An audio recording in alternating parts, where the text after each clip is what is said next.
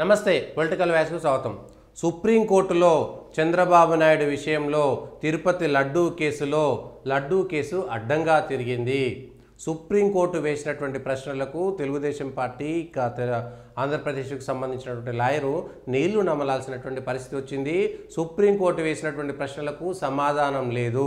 నెయ్యి కల్తీ జరిగితే ఆ నెయ్యి కల్తీ జూలైలో జరిగితే సెప్టెంబర్లో ఎందుకు బయట పెట్టారు, అప్పుడే ఎందుకు బయట పెట్టలేదు, అప్పుడు కూడా మీ సర్కారే ఉంది, మీ సర్కార్ హయాంలోనే కల్తీ జరిగినట్టు కదా, ఇదొకటి అంశము. ఒకవేళ కల్తీ జరిగితే ఆ నెయ్యిని లడ్డూ తయారీలో వాడినారా లేదా, దీనికి సంబంధించినటువంటి అంశం పైన కూడా సుప్రీంకోర్టు విషయంలో చాలా స్పష్టంగా లడ్డూ సుప్రీంకోర్టుకు సంబంధించినటువంటి కేసుని ఏ విధంగా చూడాలి, ఇది సనాతన ధర్మ సంబంధించినటువంటి వాళ్ళ హిందువుల తిరుపతి భక్తుల పక్కన పెడితే రాజకీయంగా దీన్ని జగన్ను ఎదుర్కోవడానికి, జగన్ను ఇరుకున పెట్టడానికి చంద్రబాబు నాయుడు చేశాడా లేదా నిజంగానే జరిగిందా అనేటువంటి అంశాన్ని మాత్రం మనం పరిశీలించాలి. రాజకీయ కోణంలో చూస్తే ఇది రాజకీయంగానే అవతల వాళ్ళకు కూడా అంటుకునేటువంటి పరిస్థితి ఉంటుంది. మొదటి నుంచి కూడా మనం చెబుతున్నటువంటి విషయం అదే. జగన్కు మద్దతు తెలపడం కాదు, ఇక్కడ చంద్రబాబు నాయుడు యొక్క విజ్ఞతను కూడా ప్రశ్నించాల్సినటువంటి పరిస్థితి వస్తుందనేటువంటి అంశమే ఉంది. నెయ్యి కల్తీ జరిగినట్టుగా సాక్ష్యం ఏమున్నది, సాక్ష్యం ఏమిటి, నెయ్యి కల్తీ జరిగితే దానికి సంబంధించినటువంటి సాక్ష్యం ఏమిటి, సెకండ్ ఒపీనియన్ తీసుకున్నారా, దీనికి సంబంధించినటువంటి దాంట్లో సెకండ్ ఒపీనియన్ తీసుకున్నారా లేదా అనేటువంటిది సుప్రీంకోర్టు ప్రశ్నించింది. ఈ శాంపుల్ ల్యాబ్కి ఎప్పుడు పంపించిరా లేదా, దీనికి సంబంధించి శాంపుల్ ఎప్పుడు పంపించారనేటువంటిది, లడ్డూను పరీక్షలకు పంపించారా లేదా, నెయ్యి కల్తీ అంటున్నారు కానీ లడ్డూలో అదే నెయ్యి వాడారా లేదా, లడ్డూ పరీక్ష చేశారా లేదా అనేటువంటిది కూడా సుప్రీంకోర్టు ప్రశ్నించింది. అట్లనే ఈ నెయ్యిని లడ్డూలో వాడినట్టుగా ప్రాథమిక ఆధారాలు లేవు. ఒకవేళ నెయ్యి కల్తీ జరిగితే అది లడ్డూ తయారీ దాకా పోలేదు కాబట్టి దాన్ని మనం తప్పు పట్టడానికి లేదు. అంటే ప్రాథమికమైనటువంటి ఆధారాలు లేవు. నెయ్యిని రిజెక్ట్ చేసినట్టు ఈవో చెప్పారు. నెయ్యిలో కల్తీ ఉంది కాబట్టి నెయ్యిని వెనక్కి పంపినాము అనేటువంటి మాట ఈవో స్వయంగా చెప్పారు. కాబట్టి ఈవో మాటను నమ్మాల్సి వస్తుంది. నెయ్యి రిజెక్ట్ చేశాక వాడే పరిస్థితి ఉండదు కదా, అంటే ఆ నెయ్యిని లడ్డూలో వాడారా లేదా అనేటువంటి దాంట్లో ప్రాథమిక ఆధారాలు లేవు అనేటువంటి మాట చెప్పారు. ఒక ఎన్డీడీబీ మాత్రమే ఎందుకు, ఒకటి గజియాబాదు, మైసూరు, ఇక్కడ కూడా ల్యాబ్లు ఉన్నాయి కదా, అక్కడికి కూడా ఎందుకు పంపలేదు, మైసూరు గజియాబాదుకు సంబంధించినటువంటి ల్యాబ్లకి ఎందుకు పంపలేదు అనేటువంటిది ప్రశ్నించారు. సో సెకండ్ ఒపీనియన్ ఎందుకు తీసుకోలేదనేటువంటి అంశం పైన కూడా నాలుగు ట్యాంకులు వాడలేదనేటువంటి మాట టీటీడీ కోర్టుకు చెప్పింది. 4 ట్యాంకులు వాడలేదు అనేటువంటి అంశం పైన కోర్టుకు తెలిపింది. ధర్మాసనం ప్రశ్నకు సమాధానం ఇవ్వలేక ప్రభుత్వం తరపు న్యాయవాది సిద్ధార్థ లూథ్రా నీళ్లు నమిలారు. ఆ 4 ట్యాంకులు వాడలేదని కోర్టుకు తెలిపారు. ఇప్పుడు మళ్ళా 3వ తారీఖు వాయిదా వేసింది. ఇప్పుడు లడ్డూకు సంబంధించినటువంటి అంశంలో మొదటి నుంచి ఉన్నటువంటి అనుమానం ఇదే. చంద్రబాబు నాయుడు తన అవసరాల కోసము ముఖ్యమంత్రిగా దీన్ని వాడుతున్నారా అనేటువంటి అంశంలో కూడా ఒక అంశం వచ్చింది.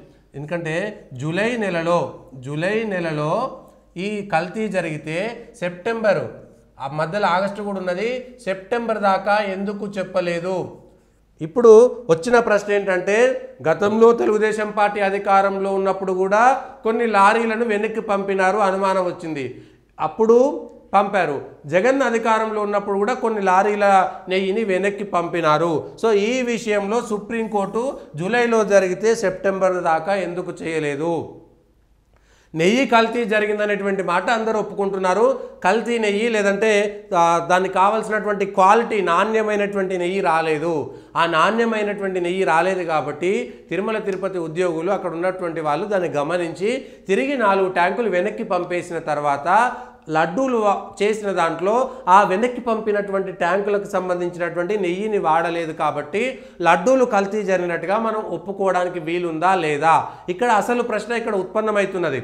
నెయ్యి కల్తీ జరిగింది, ఆ కల్తీ జరిగినటువంటి నెయ్యి అనుమానం వచ్చినటువంటి ఉద్యోగులు తిరిగి వెనక్కి పంపించారు. ఇది గతం నుంచి వస్తున్నటువంటి ప్రాసెసే. అన్ని అనుమతులు ఉన్నటువంటి నెయ్యి అయినా సరే తిరుపతికి వచ్చిన తర్వాత కొండ మీదకి వచ్చిన తర్వాత తిరిగి అక్కడ ఉన్నటువంటి ఉద్యోగులు తమకు అనుమానం వస్తే ఆ నెయ్యిలో ఏదైనా తేడా ఉన్నట్టు కనిపిస్తే కనుక తిరిగి వెనక్కి పంపడం అనేటువంటిది మొదటి నుంచినటువంటి ఆనవాయితీ. 2014 నుంచి 19 దాకా చంద్రబాబు నాయుడు హయాంలో కూడా కొన్నిసార్లు వెనక్కి పంపినారు. జగన్ సందర్భంలో కూడా ఆయన ప్రభుత్వంలో కూడా వెనక్కి పంపారు. కాబట్టి ఇక్కడ లడ్డూలో కల్తీ నెయ్యి వాడినట్టుగా ప్రాథమిక ఆధారాలు లేవనేటువంటిది సుప్రీంకోర్టు చాలా సూటిగా అడుగుతున్నటువంటి ప్రశ్న. దీనికి ప్రభుత్వము తిరుమల తిరుపతి దేవస్థానము రెండు కూడా సమాధానం చెప్పాలి. జగన్ని వెనకేసుకొని రావడమో లేకపోతే చంద్రబాబు నాయుడును విమర్శించడమో కాదు, టీటీడీకి సంబంధించినటువంటి వ్యవహారము. అట్లనే ప్రభుత్వము ఈ అంశం పైన స్పష్టత ఇవ్వాల్సినటువంటి అవసరం ఉంది. కల్తీ కాబడినటువంటి నెయ్యి, ల్యాబ్లో మీకు నాణ్యత తక్కువగా ఉందని చెప్పబడినటువంటి నెయ్యి మీరు లడ్డూ తయారీలో వాడారా లేదా అనేటువంటిది ఇక్కడ ప్రశ్న.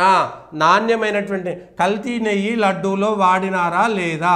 కల్తీ నెయ్యి వాడకపోతే లడ్డు అపవిత్రం కానట్టే కదా. కల్తీ నెయ్యి లడ్డూలో వాడినారా లేదా? ఒకవేళ లడ్డూలో వాడకపోతే కల్తీ నెయ్యి వాడనట్టే, తిరిగి పంపించేశారు, అంతే కదా. ఆ తర్వాత ప్రభుత్వం నిర్ణయం తీసుకొని కల్తీ నెయ్యి అనేక సార్లు వస్తుంది కాబట్టి ఆ నెయ్యి పైన అనుమానం ఉంది కాబట్టి ప్రభుత్వము టీటీడీ బోర్డు ఒక నిర్ణయం తీసుకొని గతంలో ఇచ్చినటువంటి ఏదైతే టెండర్ ఉందో ఆ టెండర్ను క్యాన్సిల్ చేసుకోవచ్చు. కానీ ఎందుకు క్యాన్సిల్ చేసుకోలేదు? ఎందుకు సమీక్ష చేసుకోలేదు? ఎందుకు దాన్ని లీకేజ్ చేసిరు? ఇది కూడా ప్రెస్ మీట్ పెట్టలేదు. చంద్రబాబు నాయుడు అన్యాపదేశంగా ఒక మీటింగ్లో మాట్లాడి, చంద్రబాబు నాయుడు తెలుగుదేశం పార్టీకి సంబంధించినటువంటి ఒక మీటింగ్లో అన్యాపదేశంగా మాట్లాడినటువంటి ఒక వీడియో సోషల్ మీడియాలో వైరల్ అయింది. అంతకు ముందు అది కాదు. అది అధికారికంగా ఆయన ప్రెస్ మీట్ కూడా పెట్టలేదు. ఏదో ఒక మీటింగ్లో అనుకోకుండా యథాలాపంగా చేసినటువంటి వ్యాఖ్య అది ఒకటి కట్ అయిపోయి మొత్తం సోషల్ మీడియాలో వార్తలలో బాగా వచ్చిన తర్వాత మాత్రమే దానిపైన ప్రజల్లో ఇంత పెద్ద ఎత్తున రియాక్షన్ ఉందనేటువంటిది అప్పుడు బయటపడింది. అప్పటిదాకా రియాక్షన్ తెలియదు. ఇప్పుడు ఏం జరిగినా సరే భవిష్యత్తు కార్యాచరణ ఏంటి అనేటువంటిది చంద్రబాబు నాయుడు చేతిలో ఉన్నది. ఇప్పుడు ఆయన చంద్రబాబు నాయుడు ముగ్గురికి సంబంధించి ఇవి అంశాలు. ఇంకా మిగిలినవి తీసేస్తే ఇప్పుడు చంద్రబాబు నాయుడు అధికారంలో ఉన్నారు. చంద్రబాబు అట్లనే పవన్ కళ్యాణ్ గారు అట్లనే బీజేపీ, అంటే ఇది జనసేన అనుకుందాం, జనసేన అట్లనే టీడీపీ అట్లనే బీజేపీ మూడు పార్టీలు ఇప్పుడు కలిసి ప్రజలకు సంబంధించి హిందువుల మనోభావాలను గౌరవిస్తూ భవిష్యత్తు కార్యాచరణ తీసుకుంటారా లేదా అనేటువంటిదే అస్సలైనటువంటి ప్రశ్న. ఇప్పుడు ఇదొక్కటే కాదు, తిరుమల తిరుపతి దేవస్థానంతో పాటు మొత్తం దేవాలయాలకు సంబంధించినటువంటి ప్రక్రియ, దేవాదాయ శాఖకు సంబంధించినటువంటి విషయంలో మొత్తం ప్రక్షాళన చేస్తారా లేదా, హిందువులకు సంబంధించినటువంటి అంశం పైన ఇప్పుడు రాష్ట్ర వ్యాప్తంగా దేశవ్యాప్తంగా చర్చ జరుగుతున్నటువంటి నేపథ్యంలో మీ విధానం ఏమిటి, మూడు పార్టీలకు సంబంధించినటువంటి ఎన్డీఏ కూటమి యొక్క విధానం ఏమిటి, మీరు వీళ్లకు కేవలం రాజకీయంగా వాడుకొని వదిలేస్తారా, నిజంగా భవిష్యత్తులో ఇట్లాంటి తప్పిదాలు జరగకుండా? ఎందుకంటే దేశంలో ఎట్లా వచ్చిందంటే ఎవరైనా ఒకడు హిందూ దేవాలయాలకు హిందువులకు జరిగినటువంటి అన్యాయం గురించి ప్రశ్నిస్తే మాట్లాడితే వాడిని హేళన చేయడము, వాడిని మతోన్మాదైనటువంటి ముద్ర వేయడం అనేటువంటిది సెక్యులర్ పేరున ఇంకొక రాజకీయాల పేరున తీవ్రంగా సాగుతున్నది.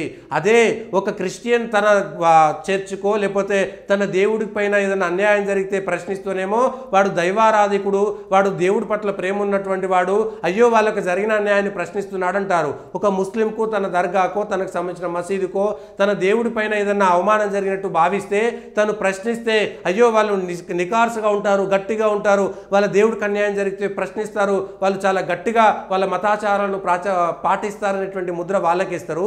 ఎవడైనా పొరపాటున హిందువుల గురించి మాట్లాడితే వీళ్ళు హిందువులు మతోన్మాదులు, వాళ్ళకి ఇది ఎక్కువ వాళ్ళకి అది ఎక్కువ, కులాలు మతాలు పట్టింపులు అంటరానితనాలు లేని అన్ని బయటికి తీసుకొస్తారు. మీడియా కూడా చిన్న చూపు చూస్తుంది ఈ విషయంలో. కాబట్టి ఇప్పుడున్నటువంటి దాంట్లో భవిష్యత్తు కార్యాచరణలో చంద్రబాబు చంద్రబాబు నాయుడు గారు ఏ విధంగా చేస్తారనేటువంటిదే మనకు కావాల్సినటువంటి అంశం. దీనిపైన సమాధానం చెప్పండి. దీన్ని రాజకీయంగా వాడుకొని వదిలేయకండి. ఎందుకంటే మీరు ఎప్పటికే దేవాదాయ శాఖ ద్వారా వచ్చేటువంటి ప్రభుత్వ ఖజానాలోకి వచ్చేటువంటి డబ్బులని ఇప్పటికే మౌజంలకు, మౌలవీలకి, పాస్టర్లకి, చర్చిలకి, దర్గాలకి, మసీదులకు ఇష్టానుసారంగా ఖర్చు పెడుతున్నటువంటి మీరు దేవాలయాలకు ప్రభుత్వ ఖజానా నుంచి ఒక్క రూపాయి కూడా ఇవ్వట్లేదు. ఈ విషయం పైన ప్రభుత్వం ఇప్పుడు ప్రజలు కూడా ప్రశ్నించాల్సినటువంటి సమయం ఆసన్నమైంది. కల్తీ జరిగినటువంటి లడ్డు కానీ, నెయ్యి కానీ జరిగితే అది ఎంతటి వారైనా, జగన్ అయినా, జగన్ వాళ్ళ కుటుంబ సభ్యులైనా, టీటీడీ బోర్డు సభ్యులైనా, బోర్డు అధ్యక్షుడైనా, అధికారులైనా వాళ్ళందరినీ శిక్షించాలి. సుప్రీంకోర్టులో విచారణ జరపాలి. ప్రత్యేక సిట్ ఏర్పాటు చేయాలి. ఇంకా కావాలంటే సిట్టింగ్ జడ్జి చేత విచారణ జరపాలి. ఆ తరువాత జరగాల్సినటువంటి ప్రయాణాన్ని, భవిష్యత్తు కార్యాచరణను మనం ఈరోజు ప్రశ్నిస్తున్నాం. ఎవరు దీనికి సమాధానం చెప్తారనేటువంటిది $1000 ప్రశ్న.